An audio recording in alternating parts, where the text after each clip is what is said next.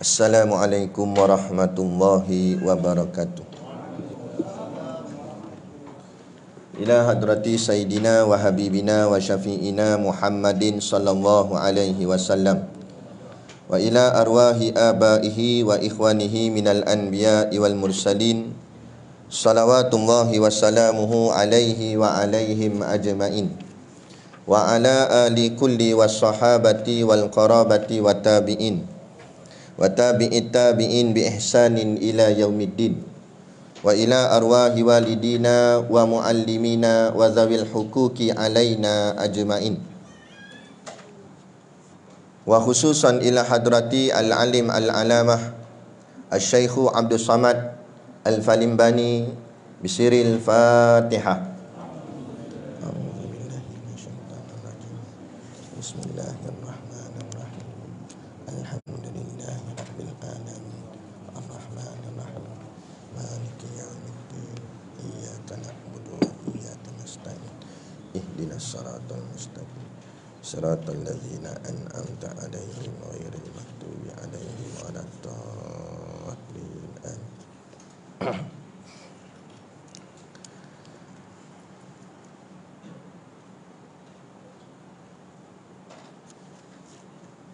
Bismillahirrahmanirrahim.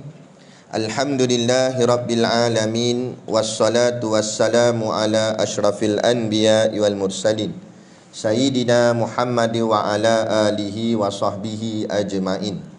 Subhanaka la ilma lana illa ma 'allamtana innaka antal alimul hakim. Rabbi shrah li sadri wa yassir li amri wahlul 'uqdatam min lisani yafqahu qawli. Wala haula wala quwwata illa billahil aliyil azim. Amma ba'. Alhamdulillah, kita sama-sama panjatkan syukur kehadiratillah subhanahu wa ta'ala yang dengan limpah dan kurnianya diizin oleh Allah subhanahu wa ta'ala pada kita pada malam ini untuk sama-sama kita menyambung lagi kuliah pengajian kita, iaitulah kitab Sayrus Salikin. Moga-moga dengan pengajian ini akan menambahkan lagi keimanan dan keyakinan kita kepada Allah Subhanahu wa taala. Maka dengan jalan iman dan yakin itulah Allah menempatkan kita di dalam syurganya nanti di hari akhirat kelak, insya-Allah. Amin ya rabbal alamin. Bismillah. Yang saya hormati pengerusi masjid dan seluruh saf kepimpinannya, para imam, para bilal, tok-tok siap yang tak dapat kita nak sebutkan namanya satu persatu, yang amat-amat disanjungi para asatizah, alim-alim ulama, tuan-tuan guru, ustaz ataupun ustazah yang mungkin hadir pada malam ini, mohonlah ditegur kepada hamba yang fakir dalam bidang ilmu ini. Sekiranya apa yang disampaikan dan dikongsikan ada salah dan silapnya, yang kita kasihi ayah-ayah, ibu-ibu, pemuda-pemudi muslimin dan muslimat yang dirahmati Allah sekalian. Kita sambung lagi kitab Jawi Lama muka surat 8. Qala al-muallifu rahimahullahu ta'ala wa nafa'ana wa iyyakum bi ulumihi fid daraini amin ya rabbal alamin. Kata pengarang kitab dan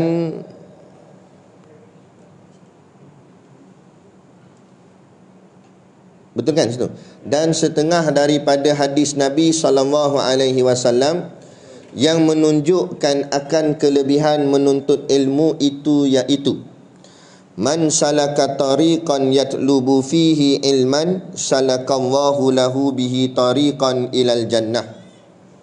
Artinya, barang siapa menjalani ia akan jalan menuntut di dalamnya akan ilmu, nescaya menjalankan Allah Ta'ala dengan dia akan jalan yang memasukkan ke dalam syurga. Dan setengah daripadanya sabda Nabi SAW. Kita tengok satu-satu dulu. Baik. Jadi ini sebelum ni Syekh Abdul Samad ni, pengarang kitab Sayrus Salikin ni, dia bawa dalil diikut urutan.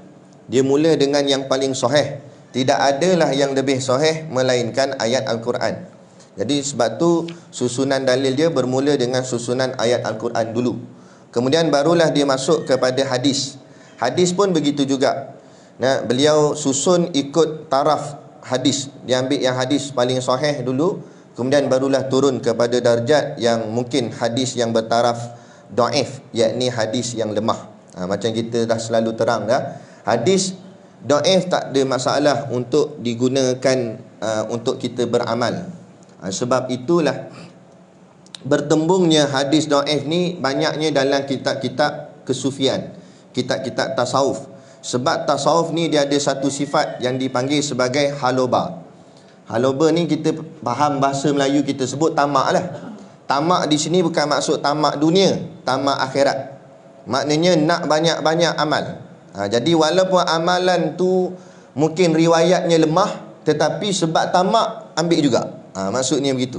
Sebab apa? Kalau mana tahu betul dapat ganjaran seperti mana yang dalam riwayat sebut, kan beruntung. Contoh, dalam ibadat, dalam sembahyang, siapa yang bersunnah maka gandaan pahalanya 70 kali ganda.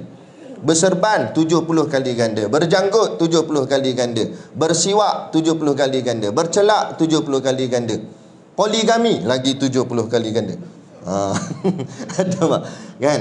Maknanya walaupun hadis tu dhaif, hadis tu lemah taraf dia, tapi kalau kena betul tak beruntung kita. Berbanyak kali ganda 70 sekali sembahyang je. Dah kalau 5 kali sembahyang, dah tarawih 20 rakaat. Bayang. Nak. Tu. Tapi kalau nak ikat serban, kena belajar, jangan main ikat je. Takut ikat mati lagi. Buka tak boleh dah, kan? Kata warak sungguh ni, pergi pasar pun makan serban ni. Tak, bukan warak dia kata. Tak erti nak buka dah dia kata. Ada. Baik. Jadi hadis Nabi susunannya seterusnya, kata Syekh, dan setengah. Setengah ni maknanya sebahagian lah, banyak lagi, tapi nak bubuh banyak-banyak tak muat lah. Dia buh yang mana mustahak. Dan setengah daripada hadis Nabi SAW yang menunjukkan akan kelebihan menuntut ilmu. Banyaklah hadis-hadis Nabi yang sebut tentang lebihnya ataupun afdal dalam bahasa Arab menuntut akan ilmu. Ilmu di sini maknanya ilmu agama. Dan dimaksudkan ilmu agama di sini yang mustahaknya ilmu fardu ain, iaitu tauhid, fiqh dan tasawuf. Iaitu maka hadisnya berbunyi, man salaka tariqan yatlubu fihi ilman salakallahu lahu bihi tariqan ilal jannah. Man tu maknanya siapa, barang siapa. Salaka artinya berjalan. Barang siapa berjalan, tariqan jalan, lorong. Jadi barang siapa yang berjalan kepada jalan, yatlubu yakni menuntut. Barang siapa yang berjalan kepada jalan yang menuntut, fihi padanya, nya mana? Nya ilman, yakni nya ilmu. Barang siapa yang berjalan akan menuntut ia di dalamnya akan ilmu. Maknanya tujuan dia berjalan keluar tu sebab dia nak cari ilmu. Maksud jalan di sini banyak ulama menghuraikan dia. Antara yang umum, iaitu bila kita keluar daripada rumah, kita nak pergi ke masjid ni, selain daripada niat kita untuk sembahyang, niatkan sekali untuk menuntut ilmu, maka pahalanya berganda-ganda. Satu, pahala niat nak sembahyang, satu lagi pahala niat nak menuntut ilmu. Jangan buat kebanyakan orang, dia datang masjid tu memang baguslah, dia niat nak sembahyang, tapi bahagian ilmu tu tak ada. Dah yang duduk tu sebab nak tunggu isyak, dia kata. Kalau setakat nak tunggu isyak, bukanlah tak boleh pahala, tapi sedikitlah kalau nak dibanding dengan pahala kalau kita niat tunggu tu sebab nak menuntut ilmu, bukan sebab nak tunggu isyak, tapi sebab nak menuntut ilmu. Sebab menuntut ilmu lebih tinggi lagi. Hadis dalilnya, al-ilmu imamul amal wal amalu tabi'uhu.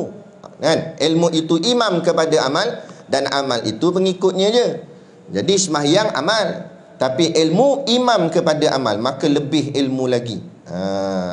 Jadi orang menuntut ilmu ni beruntung banyak. Dan kata Nabi tadi, barang siapa yang berjalan keluar daripada rumah, niat dia nak pergi menuntut ilmu. Itu satu pendapat dengan makna salaka tariqan itu. Satu lagi pendapat, dia keluar daripada, bukan rumah, keluar daripada negerinya. Dia berhijrah kan, kerana nak mendalami ilmu agama. Yang ni yang tok-tok guru zaman dulu buat. Dia keluar daripada kampung halaman, pergi cari, merata tempat pergi cari tok guru. Kadang duduk di Perak, nak mengaji dengan tok guru di Kelantan, langkau negeri sebab nak cari ilmu kan. Cari ilmu itulah besar pahala dia, langkah negeri. Kadang-kadang bukan setakat langkah negeri, langkah negara tu pun. Pergi ke Mekah, pergi ke Madinah, Mesir dan sebagainya, Yaman dan sebagainya. Sebab apa? Sebab nak menuntut ilmu. Tapi biar ikhlas sungguhlah niat dia. Jangan niat kerana Mesir. Ni kadang-kadang dah jadi. Tu beza ulama dulu dengan sekarang. Ulama zaman dulu habis tok guru dalam tanah Melayu ni dia mengaji dah. Habis pondok dah dia mengaji. Rata tempat, rata tok guru. Kemudian tak puas lagi, dia nak dalam lagi ilmu. Baru dia pergi kepada Mekah, pergi ke Madinah dan sebagainya. Zaman dulu nak pergi susah, mana ada kapal terbang. Zaman dulu naik sampan, naik tongkang. Ada 3 orang ulama tersohor di tanah Melayu. Salah seorangnya Syekh Abdul Samad, pengarang kitab yang kita baca ni. Yang lagi 2 sahabat dia, Syekh Daud Al-Fatani dengan Syekh Arsyad Al-Banjari. 3 orang ni sekawan. Yang paling muda Syekh Daud. Masa tu Syekh Daud usia dia baru remaja. Adapun Syekh Arsyad dengan Syekh Abdul Samad dah meningkat usia sikit. Jadi 3 orang ni naik sampan sekali, pergi ke Mekah nak menuntut ilmu di Mekah kan. Lepas tu pergi Mekah tu bukan sebulan sekali balik dah ada. 30 tahun straight tak balik-balik. Lepas tu baru balik. Itu pun atas izin tok guru. Tok guru kata dah boleh balik dah ni, boleh dah, ilmu kemah dah tu, bolehlah balik pergi sambung mengajar pula di tempat kamu masing-masing. Balik. Yang ni zaman sekarang tok guru tak suruh balik, dia suruh tok guru balik. ada macam mana nak sama dengan dulu sebab tu jadi hebat-hebat mereka, alim-alim ulama. Sebab itulah kan, zaman dulu tok guru tak ramai, sikit je tok guru. Kat tempat ni seorang, tempat sana seorang kan. Kadang-kadang dia pun mengajar kawasan-kawasan situ je, tapi hidup masyarakat kan. Sebab tu kita sebut zaman dulu-dulu lagu-lagu depa pun tak ada orang kata nak keluar Islam. Padahal kalau ikut tok guru tak ramai, ustaz pun tak ramai, masuk TV lagi tak ramai. Zaman dulu lagi susah nak masuk TV. Nak? Zaman lah canggih dah. Ustaz lambat-lambat dalam televisyen, dalam YouTube ada, dalam Facebook ada. Rata tempat masjid surau lambat-lambat ustaz-ustaz. Tapi masih lagi kenapa ada orang berani cakap nak keluar Islam secara terang-terangan? Kenapa jadi begini? Kan? Ini kadang-kadang satu masalah juga kepada golongan macam kami lah, golongan asatizah. Kena cek balik ajaran yang disampaikan itu adakah sebenar-benar untuk menyampai dakwah kepada umat manusia atau sekadar nak mencari habuan. Yang tu yang kadang-kadang jadi tak berkat, hasilnya nak masyarakat tak berubah. Dia banding dengan orang dulu tak ramai ulama, tapi sekali dia cakap ikut habis semua. Sebab apa? Sebab ikhlasnya, sungguhnya mereka itu dalam menyampaikan ilmu agama Allah. Sebab mereka tak berhajat pada jawatan, pangkat, duit ringgit. Lepas tu mereka ni sungguh-sungguhlah dalam menyampaikan, hasilnya jadi elok masyarakat waktu tu. Baik. Jadi itu dia maksud man salaka tariqan, berjalan keluar, sama ada keluar dari rumah atau keluar daripada negerinya atau keluar daripada negaranya, dengan tujuan keluar tu nak mendalami ilmu agama Allah. Nak mendalami ilmu agama Allah. Kalau kita nak ikut jalan ni, ikut step. Mula-mula bahagian keluar rumah dulu. Jangan terus-terus nak masuk pondok. Pergi ngaji dulu secara istiqamah, kuliah bulanan di masjid-masjid surau berdekatan dengan tempat itu. Sebab takut-takut dia semangat aja. Semangat tengok ramai-ramai kawan-kawan orang semua duk masuk pondok, nak masuk pondok gak. Tapi dia tak faham apa tujuan, apa sebab, untuk apa. Akhirnya duduk baru tak sampai setahun dah balik pula, jadi lara balik. Jadi tak ada makna. Jadi tanamkan dulu suka kepada majlis ilmu, datang masjid surau dulu. Ikuti kuliah bulanan, nak tiap-tiap kali istiqamah. Lama-lama dia kata, tak puas mengaji kuliah bulanan lambat. Kena pula ustaz tak datang, lagi lambat dia kata. Bila nak habis kitab je ni, tak boleh. Dia tak puas, dia nak mengaji lagi dalam. Batu baru pi. Bukan sakat keluar rumah, keluar daripada negeri. Pergi cari pula pondok-pondok mana mengaji secara khusus, secara rasmi betul-betul. Nak nekat sungguh-sungguh. Dah habis negeri dah mengaji, baru pula tanam pula nak mengaji luar negara pula.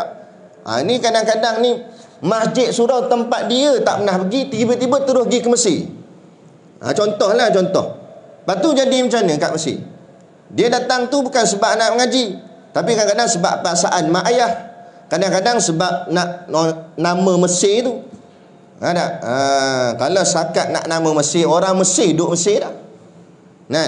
Tu. Jadi bukan kerana yang itu, tanamkan biar betul-betul apa tujuan kita nak mencari ilmu agama Allah ni. Itu. Maka sebab tu kata Nabi, man salaka tariqan, barang siapa yang berjalan pada jalan, yatlubu fihi ilma. Kemudian diguna pula oleh hadis Nabi dengan perkataan yatlubu. Yatlubu ni talaba, iaitu dengan maksud tuntut. Barang siapa yang berjalan pada jalan menuntut ilmu. Maksud perkataan tuntut ni nak sangat. Tu maksud tuntut. Kalau setakat barang siapa yang berjalan untuk belajar ilmu, belajar saja, kadang-kadang boleh jadi nak, boleh jadi tak nak. Tapi kalau tuntut ilmu, dia sungguh-sungguh nak. Dia bukan main-main. Dia nekat sungguh-sungguh. Apa nak jadi, jadilah. Sungguh-sungguh. Aku tak akan keluar daripada pondok ni selagi mana aku tak dapat betul-betul faham. Dia buat betul-betul. Bersusah payah, sungguh-sungguh. Macam mana hidup susah pun di pondok, dia bertahan. Ni bila susah sikit tak boleh. Makanan tak ada sikit, manja tak boleh. Kadang-kadang tak payah kata pelajarnya, mak ayah ni pun lebih kurang tak? Nak manjakan sangat anak. Imam Syafi'i balik ke rumah nak jumpa mak dia, dia bawa roti kesukaan mak dia, nak bagi kat mak dia. Mak dia tak buka pintu. Mak dia tanya, kamu dah habis mengaji belum? Kata Imam Syafi'i, tak habis lagi mak, tapi saya rindu nak makan roti dengan mak. Mak dia sambil menangis kata, selagi kau tak habis lagi mengaji, jangan balik lagi ke rumah ni, pergi kamu. Dia letaklah roti depan pintu rumah, dia pun pergi, mak dia buka, ambil roti tu, nangis sambil makan. Tu. Nak ceritanya sungguh-sungguh. Ini manja sangat.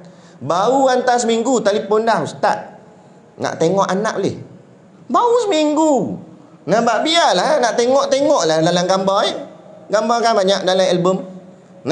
Tak mati duduk dalam sana. Kita jaga elok. Sebab nak bagi dia sungguh-sungguh, biar dia fokus betul-betul. Kita pun kenalah bersifat, orang cakap apa, bersungguh-sungguh, tegas dalam bab ni. Jangan manjakan sangat. Bahagian tu. Baik.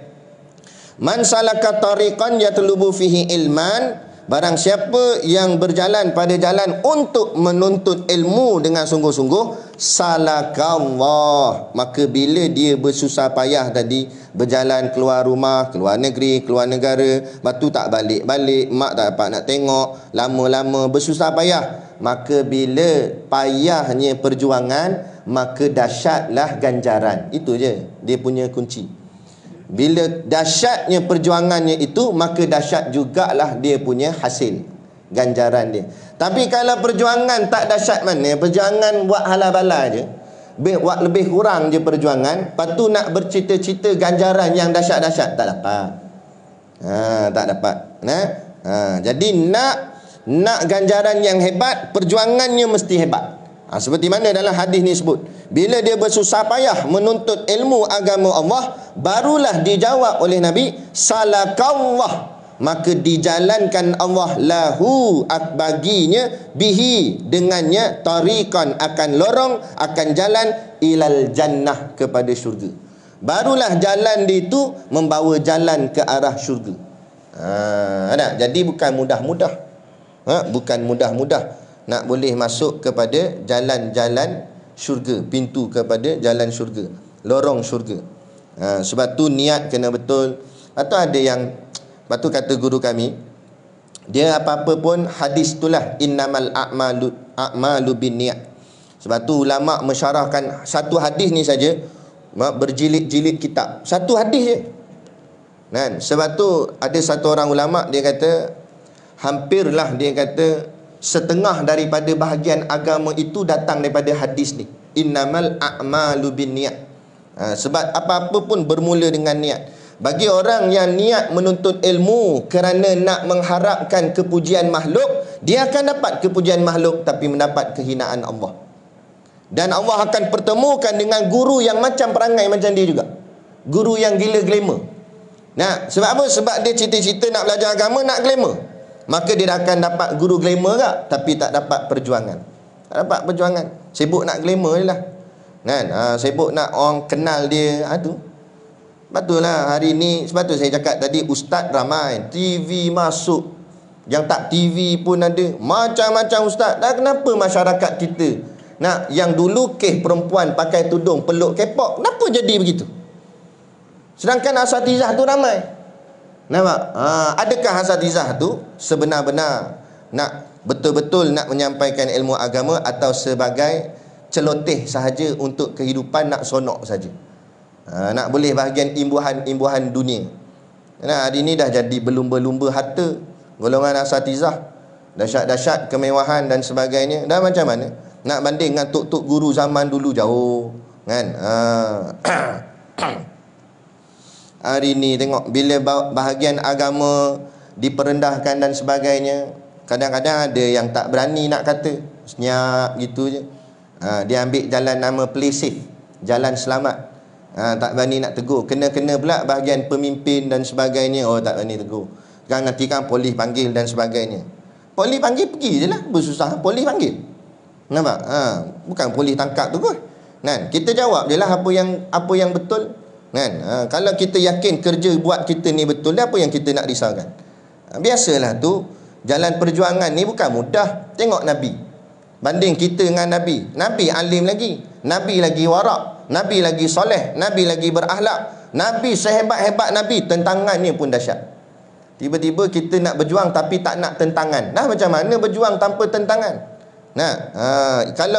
Kalau dinamakan berjuang tapi tak nak berhadapan dengan tentangan, tu bukan perjuangan. Nama pun juang. Bila sebut perkataan juang, maknanya ada rintangan yang dia kena lalu. Macam orang mandi sungai kan?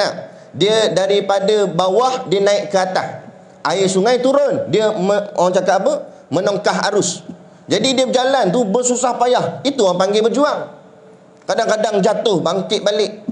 Tiba-tiba tak, air sungai dari atas turun ke bawah. Dia bukan naik ke atas, dia pun ikut turun ke bawah. Tu bukan berjuang, tu sonok nama dia. Oh, mandi gitu. Itu sonok. Ni Islam kenapa buat senyap itu? Dia sonok dengan kehidupan dia tu. Kan? Tak ada nak sentuh langsung isu-isu keadaan semasa dan sebagainya. Oh, tak boleh, dia kata bahaya. Jadi ni tak kena.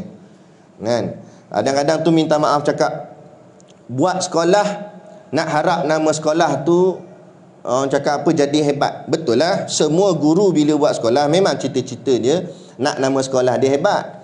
Tapi dia buat macam mana? Dia sekat pelajar. Dia tak bagi. Kan? Dia ambil pelajar tak berapa ramai, itu pun tapis. Tapis pula, yang boleh baca je, yang boleh hafal je, barulah boleh masuk sekolah dia. Supaya apa? Grade sekolah sentiasa tinggi. Dah budak yang tak erti baca, tak boleh. Dah budak ni nak ngaji mana kalau gitu? Kalau semua sekolah buat macam tu, budak tak erti nak membaca nak pergi mana?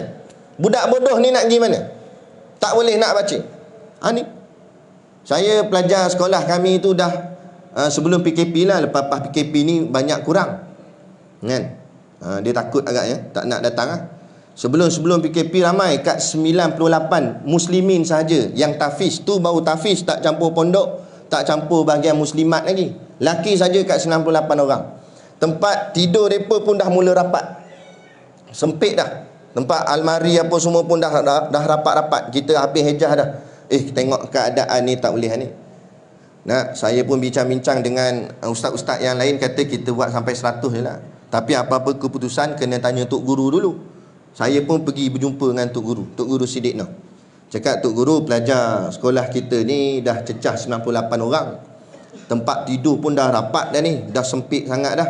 Apa kata kita sekat sampai 100? Maknanya sampai 100 orang je pelajar, lepas tu kita tak ambil dah pelajar. Saya punya cadangan. Tok Guru menong panjang, senyap, dia tak jawab lagi. Lama-lama dia tiba dengan nada perlahan, dia kata, Syakir, dia kata, kalau orang nak mengaji agama, lepas tu entah halang, entah nak jawab apa depan Allah Ta'ala. Kena dah stepek. Tu saya takut sangat nak jumpa dia, kan? Saya pun senyap, betul juga. Nampak aku kena dah ni, kan? Dia kata kalau orang nak mengaji agama, tiba-tiba kita halang, kita sekat, tak apalah, tapi kenapa nak jawab depan Allah Ta'ala? Tok Guru kata kalau tempat tak ada, kita buat tempat. Bangunan tak cukup, bina lagi, tak ada masalah. Nah, sebab orang nak kepada agama, kita kena sambut. Tiba-tiba orang nak pada agama, kita sekat halang. Apa kita nak jawab kepada Allah Ta'ala? Tu dia punya pandangan. Lepas tu saya bukan taksub dengan Ustaz Siddiq, tapi kita nampak apa yang dia baca dalam kitab, itu yang dia amal. Nah, dia bukan nak sekolah dia nampak gempak, hebat, terkenal. Nah, bukan yang itu target dia. Target dia nak bawa masyarakat untuk memahami Islam. Lepas tu target dia, kalau budak tu tak hafiz Quran 30 juzuk pun tak apa, paling tidak kamu keluar daripada sini, sekurang-kurang kamu boleh baca Quran, sekurang-kurang kamu boleh berbakti pada keluarga kamu, ibu dan ayah kamu. Kurang-kurang esok kalau ayah mak kamu meninggal, kamu boleh tolong baca talil untuk dia, boleh baca yasin untuk dia. Kurang-kurang tu pun tak apa dah. Apa guna hafiz berlambak-lambak 30 juzuk Quran, tapi lah kalimat ayah dia pun dia lempang, tak ada akhlak. Sebab hanya menghafal, mengejar hafalan semata-mata, tapi tidak memahami makna ayat Quran yang dihafal. Apa tujuan? Hafal banyak ni, tilawah Quran, musabaqah Quran, bertanding-tanding baca ayat Quran. Nak masuk pertandingan ni, masuk pertandingan ni. Program-program dakwah dalam TV, nak macam-macam lah. Ustaz ni itulah inilah, nak masuk macam-macam pertandingan. Saat Islam dihina, saat Nabi dihina, mana semua? Yang kata pencetuslah, yang kata inilah, itulah, bertandingkan main hebat berceramah, nah, di hadapan khalayak. Adakah kerana nak tegakkan Islam atau nak dapat markah lebih? Jadi ini yang jadi masalah. Nah, sebab tu hari ni masyarakat, walaupun asatizahnya ramai, tapi masyarakat masih jauh ketinggalan dalam bab agama, masih jauh lagi dalam bab ilmu. Sebab apa? Sebab inilah fitnah di akhir zaman. Golongan agamawan pun sudah terracun dengan racun hubbud dunia, yakni cinta dunia, mengejar kehebatan dunia dan sebagainya.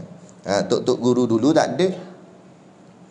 Kadang pakaian, kalau tuan-tuan pergi pondok kami, jangan pergi kat subuh tu, pergi waktu duha lebih kurang lah, pukul 10, pukul 9, pukul 10 gitu.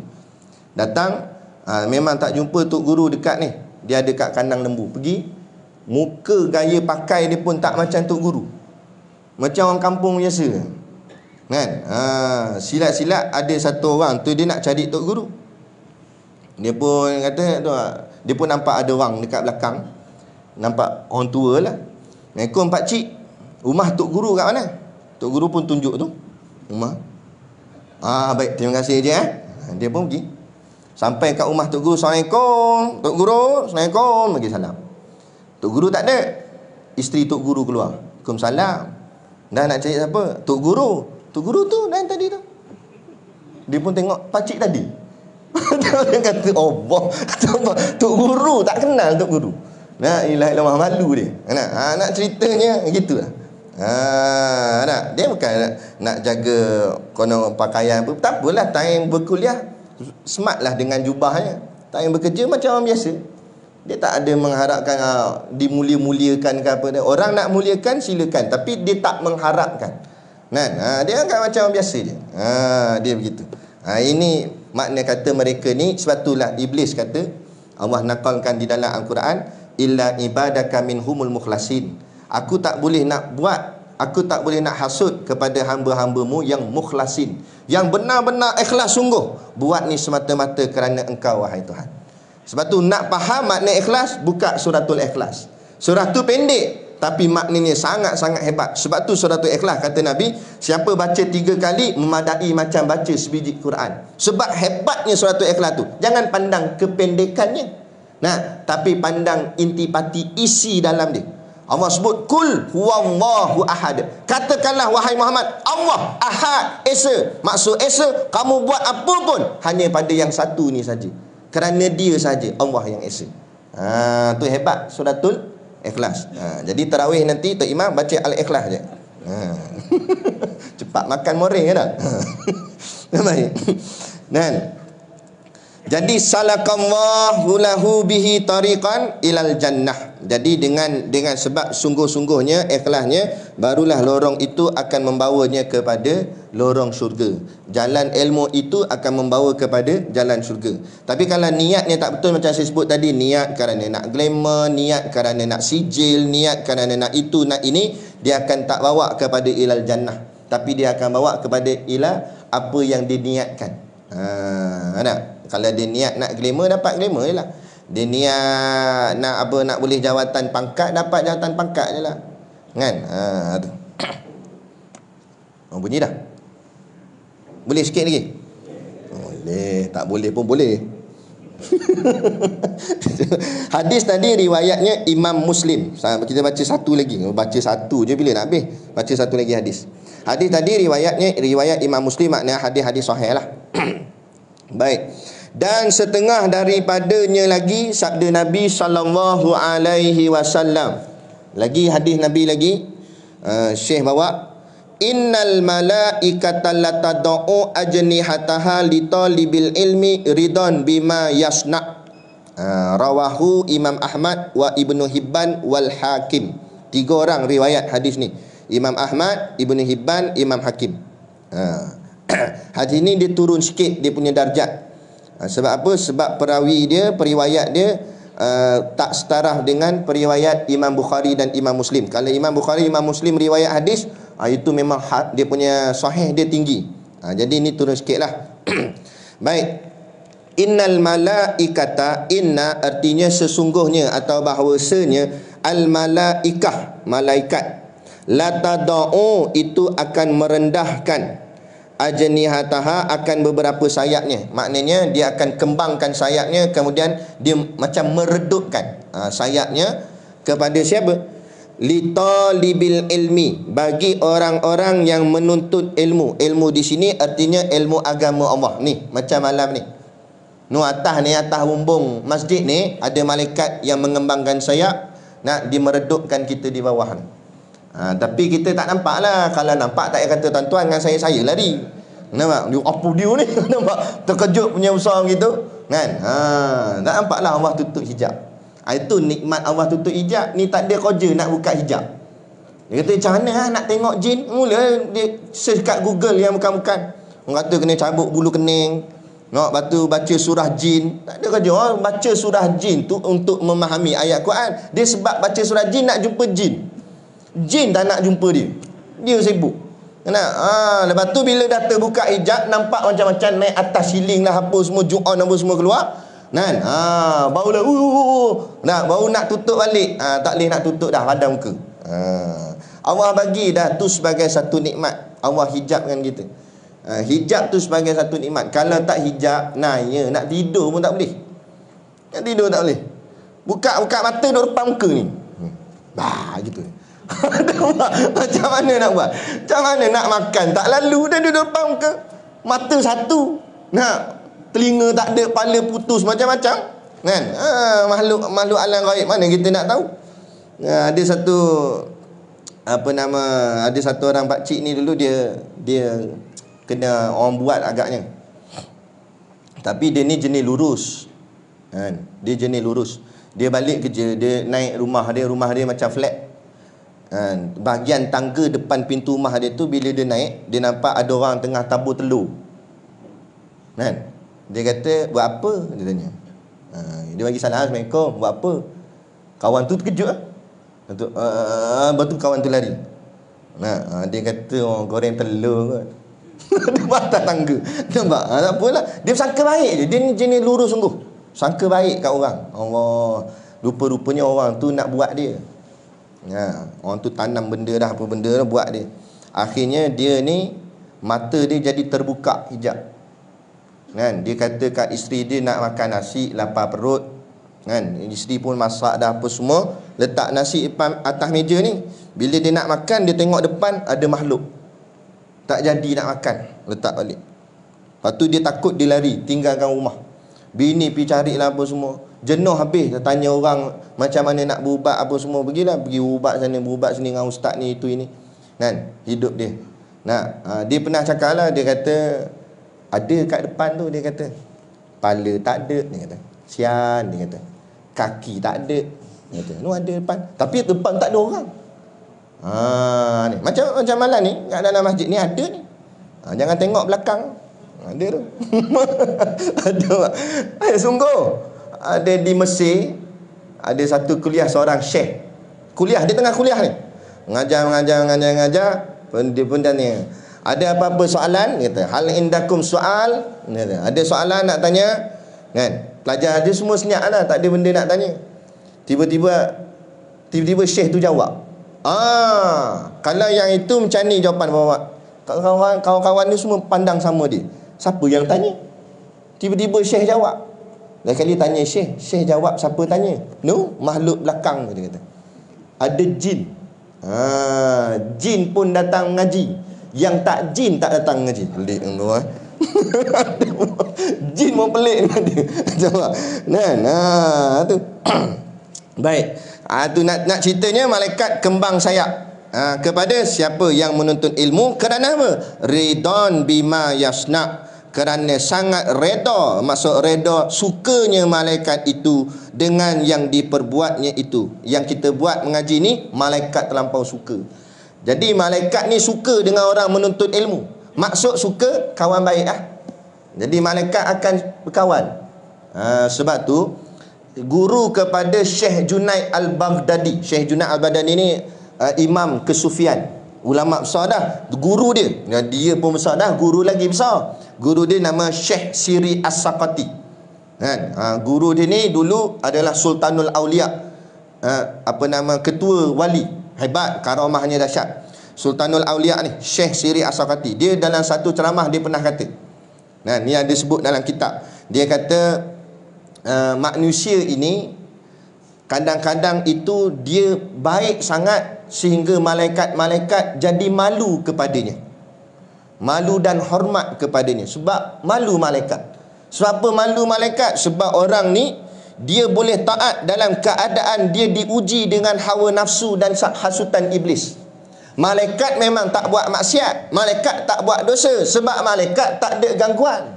Dia tak ada nafsu, dia tak ada iblis hasut dia. Jadi memang dia boleh fokus taat pada Allah. Tapi dia kata pelik lah, bila ada manusia yang boleh taat perintah Allah dalam keadaan nafsu dia ganggu dia, iblis kacau kat dia, tapi dia boleh taat pada perintah Allah. Dahsyat. Malaikat selut, tabik, hormat. Ini malaikat segan, dia kata. Tapi kadang-kadang juga kata Syekh Siri As-Saqati, ada juga manusia yang sampai iblis pun segan nak berkawan dengan dia. Iblis pun segan nak kawan dengan dia. Apa? Dia kata teruk sangat. Iblis kata, jahatnya. Nampak lagi jahat daripada aku. Tak mahu aku kawan dengan dia. Iblis pun segan nak kawan dengan dia. Contoh tu Fir'aun. Dia kata, ana rabbukum a'la. Akulah Tuhan yang paling tinggi. Akulah Tuhan kamu semua. Mengaku Tuhan. Iblis kata, iblis aku pun, keiblisanku pun, dia kata. Keiblisan. Dia kata jahat aku pun tak mengaku Tuhan. Aku tetap mengaku Allah Tuhan aku. Pernah iblis mengaku Tuhan? Mana pernah? Dia kata dahsyat Fir'aun ni. Dia kata dahsyat tak dahsyat Fir'aun. Tengok jasad dia tak diterima bumi. Mana ada dia punya boleh masuk dalam bumi. Dia naik atas. Dia duduk kat atas. Sebab tu kita boleh tengok, kalau pergi ke Mesir, pergi tengok muka Fir'aun macam mana.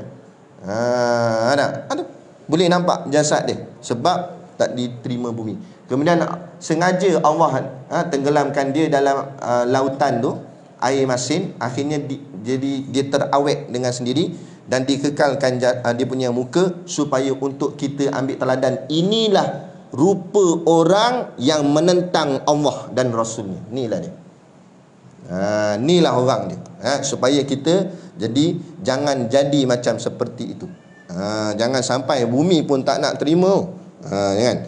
Jadi kita jadi berkawan dengan malaikat. Macam mana nak kawan dengan malaikat? Hadir majlis ilmu. Malaikat suka dengan orang menuntut ilmu, jadi kawan. Bila jadi kawan, nak cabut nyawa pun dia segan. Assalamualaikum, nak cabut boleh? Dia tanya. Nak sungguh. Nampak? Tapi jangan kata tak boleh. Dah dia sampai, memang kena lah masa, cabut lah. Cabut pun elok-elok je kan? Sebab tu mati ni memang sakit. Memang sakit. Tak ada siapa pun tak sakit, semua sakit kan? Tetapi kadang-kadang bila Allah buka pintu langit, nampak tempat dia nak pergi, iaitu syurga Allah, lambaian bidadari, yang sakit jadi tak sakit. Sakit jadi tak sakit. Tenggelam sakit tu. Sakit sebenarnya, tapi tenggelam sebab tengok lawa.